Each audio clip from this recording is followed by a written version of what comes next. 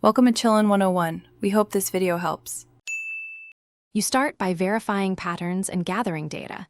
This tells you whether the problem is local or provider-sided. First, power cycle your modem for 60 seconds and your router for 30 seconds, then wait until indicator lights stabilize. Once done, run a speed test on a wired device and note download, upload, latency, and jitter.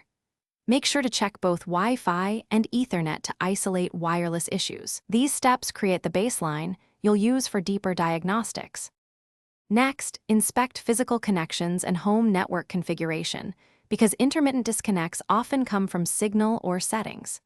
You should secure and reset coax or Ethernet cables, then log into the router's admin page to update firmware and review DHCP leases, channel allocation, and co-S rules. Use a Wi-Fi scanner to identify congested channels, switch to a less crowded channel, and compare 4 GHz versus 5 GHz performance. Once configured, monitor stability for several hours while devices reconnect. Finally, isolate hardware and prepare a provider escalation path. You should test with another router or modem temporarily to confirm whether your device is failing. If the alternate hardware fixes it, replace the faulty unit. If issues persist, perform a factory reset only after backing up settings and try reconfiguring from scratch.